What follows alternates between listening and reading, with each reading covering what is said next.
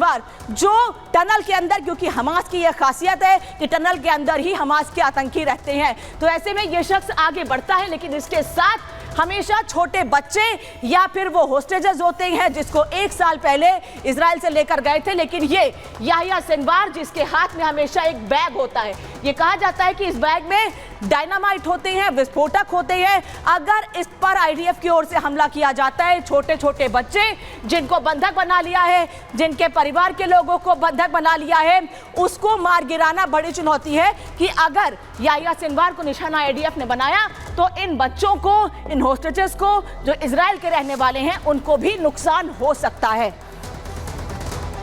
और मेहमान इस वक्त मेरे साथ जुड़े हुए हैं मेजर जनरल जीडी बख्शी और विदेश मामलों के जानकार पूर्व राजनयिक मेरे साथ दीपक वोरा जी जुड़े। आप दोनों लोगों का बहुत बहुत स्वागत है। सबसे पहला सवाल जनरल बख्शी आपसे, मैंने एक तस्वीर दिखाई याहिया सिनवार की, वो एक बड़ी चुनौती है। हालांकि इजराइल ने पूरी लिस्ट तैयार कर रखी है किसको किसको मारना है, लेकिन सिनवार बड़ी चुनौती है क्योंकि हमेशा वो छोटे बच्चों के साथ, उन बंधकों के साथ दिखता है जिनको इजराइल से पिछले साल बंधक बनाया गया था। एक बड़ी चुनौती इजराइल के सामने। बेशक एक इजराइल, जैसे आपने अच्छा बयान दिया कि वो 7 फ्रंट पर लड़ रहा है, 7 अलग दुश्मनों से, 3 एचेस से, सीरिया इराक के जो शिया मलीशिया है उनसे, और उसके अलावा अब ईरान से सीधे सीधे उसकी टक्कर है। तो ये जो लड़ाई में पैराडाइम शिफ्ट हुआ है, अभी तक ये प्रॉक्सी वॉर थी, यानी ईरान अपने जो प्रॉक्सीज के ज़रिए इजराइल से लड़ रहा था। अब दोनों के बीच में डायरेक्ट क्लैश आ गया है, अब दोनों के बीच में डायरेक्ट क्लैश हो गया है, और इसके चलते जो है ये लड़ाई बहुत भीषण हो सकती है।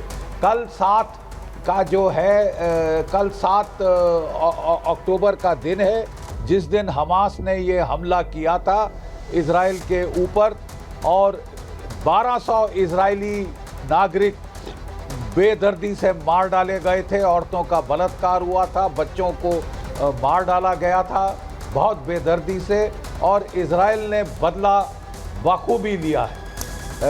हमास तकरीबन जो है उसकी कमर तोड़ दी गई है, हिजबुल्लाह को पूरा पेनिट्रेट कर दिया है, और उस पे 7 तो उसके टॉप कमांडर शामिल नसरुल्लाह, और उसके बाद जो नेक्स्ट फॉर था उसको भी खत्म कर दिया और इसीलिए सर माफी के साथ वापस लौट रही हूँ आपके पास। इस बीच एक बड़ी खबर आ रही है, इसीलिए खुद कहा है नेतन्याहू प्रधानमंत्री ने कि 7 फ्रंट पर इजराइल लड़ाई लड़ रहा है। लेकिन इस बीच एक और बड़ी खबर बता दे, इजराइल का ईरान पर पलटवार का प्लान तैयार है। ईरान के न्यूक्लियर प्लांट पर हमला संभव है, ऐसी जानकारी मिल रही है। इजराइल के टारगेट पर है ऑयल प्लांट, ईरानी सेना के बेस पर बड़े हमले की तैयारी है। 7 अक्टूबर को बड़ा हमला कर सकता है, यानी कल बड़ा हमला कर सकता है इजराइल। ईरान के न्यूक्लियर प्लांट पर हमला संभव है, इसीलिए 7 अक्टूबर का दिन बेहद महत्वपूर्ण है। उस महायुद्ध की शुरुआत 7 अक्टूबर को हुई थी जब हमास ने इजराइल पर बड़ा हमला किया था, और यह माना जा रहा था कि 2 से 3 महीने 4 महीने युद्ध चलेगा। लेकिन अब यह युद्ध साल भर हो गया है, लेकिन थमने का नाम नहीं ले रहा है, बल्कि यह युद्ध दिन पे दिन बढ़ता जा रहा है।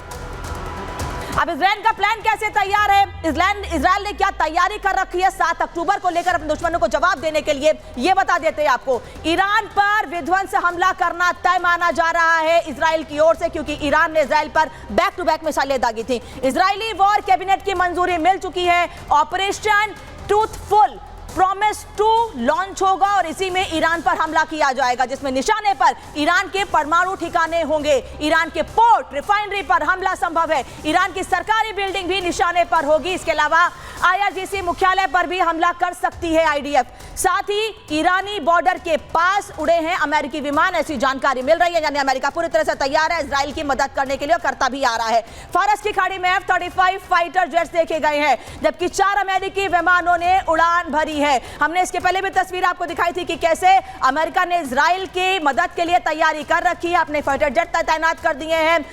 दीपक वोरा सर, आपके पास आऊंगी।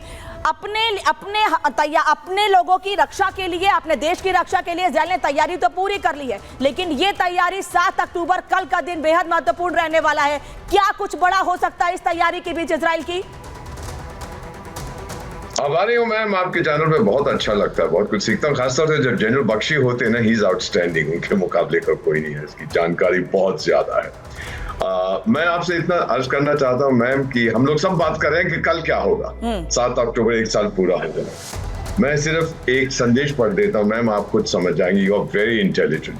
ये एक महिला ईरानी इजरायली राजदूत जो मेरे साथ काम किया किसी देश में, मैं ये जानता हूँ उनका बेटा एयरफोर्स में है और बहुत ही जांबाज पायलट है। तो उनका एक ही मैसेज अभी 1 घंटा पहले मुझे आया था, my brother ambassador, pray for your nephew, यानी उनके बेटे के लिए मैं प्रार्थना मैं करता हूँ कि ही शुड बी सेफ। पता नहीं क्या करने जा रहा है, बट वो उस टीम का मेंबर है जो बहुत ही जांबाज ऑपरेशंस लॉन्च कर रहे हैं। अब मेरा मानना है मैम, इजराइल के जो डिफेंस मिनिस्टर हैं गैलेंट साहब, उन्होंने भी चेतावनी दी है ईरान को कि आप चाहते हो कि तेहरान बेरूट की तरह हो जाए या गाजा की तरह हो जाए तो करिए जो करना आप चाहते हैं, हम जवाब देंगे। मेरा नहीं मानना कल करेंगे, क्योंकि सारी दुनिया इस समय उसकी नजरें कल पे लगी हुई है, फर्स्ट एनिवर्सरी। शुरू में भी इजरायलियों ने कहा था जब ईरान ने हमला किया था कि हम मारेंगे, समय हम चुनेंगे।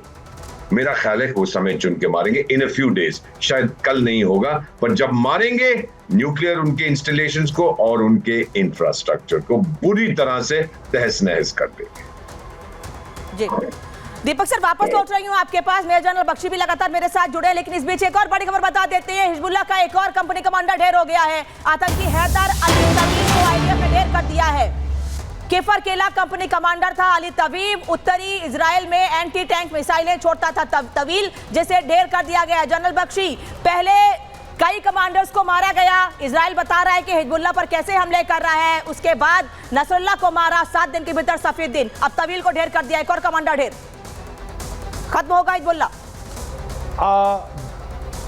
देखिए, एक कमांडर के पहले जाने के पहले मैं कमेंट करना चाहूँगा कि ये जो कल बात हो रही है 7 अक्टूबर को इजराइल रिटेलिएट करेगा, मैं एम्बेसडर वोरा साहब से बिल्कुल सहमत हूँ। ये बहुत ऑब्वियस है, बहुत ही ऑब्वियस है। सब लोग फुल अलर्ट पे हैं, सारे के सारे अपने एयर स्पेस को बंद करके बैठे हुए हैं, कल का इंतज़ार कर रहे हैं।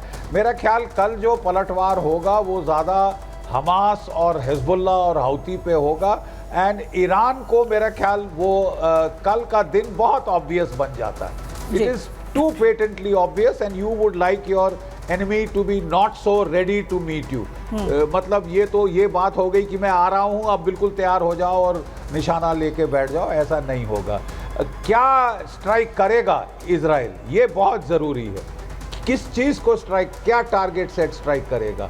सबसे पहले तो अगर ईरान का बस, इजराइल का बस चले तो वो जो न्यूक्लियर कैपेबिलिटी को निस्तनाभूत करना चाहेगा। नंबर 2 पे पेट्रोकेमिकल कॉम्प्लेक्सेस हैं, जिसमें सबसे बड़ा टारगेट है खर्ग ऑयल टर्मिनल।